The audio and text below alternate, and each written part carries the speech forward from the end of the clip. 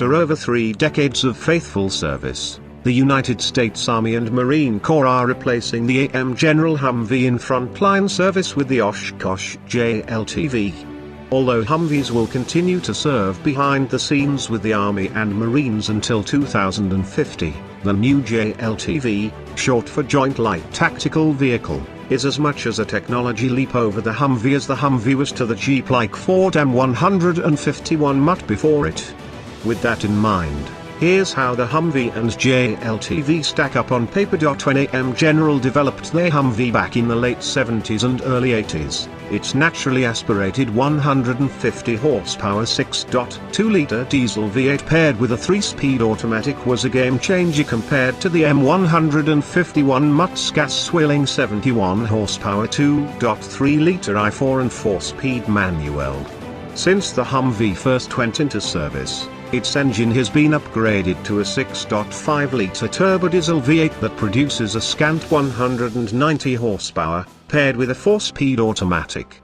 That's hardly enough power to motivate the base Humvee's roughly 6,000 pound curb weight, let alone the 13,000 plus pound curb weight of an armored Humvee. The Oshkosh JLTV's powertrain represents decades of automotive advancement.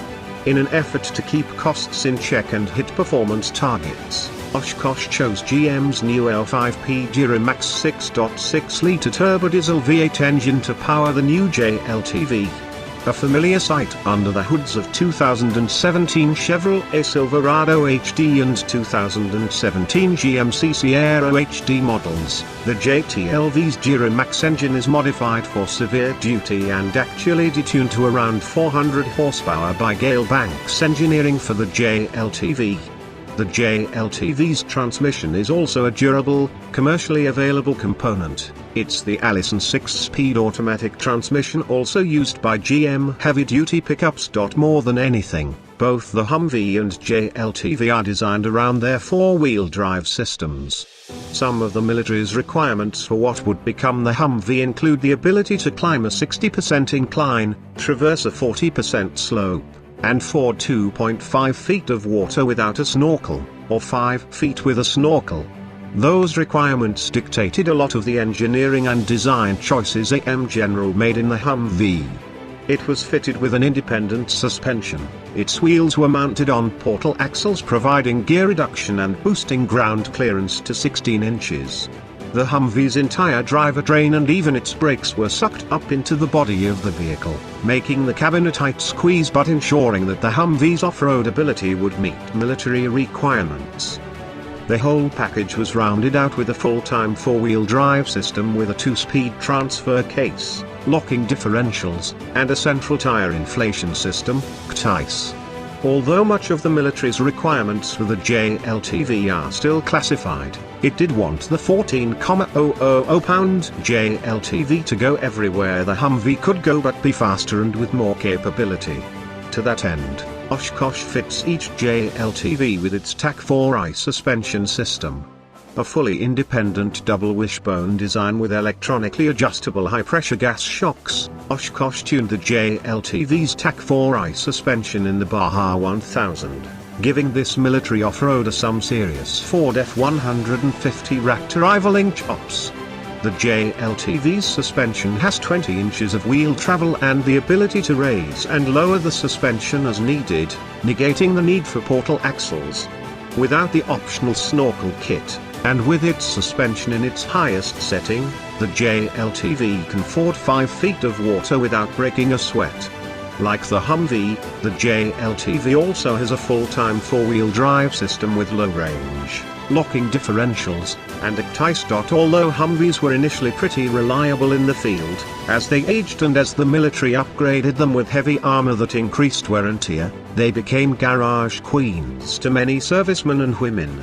During the testing phase of the JLTV program, the U.S. Army and Marine Corps brought along 22 up-armored Humvees to test alongside Oshkosh, Lockheed Martin, and AM General's JLTV entrants, with each manufacturer providing 22 test vehicles.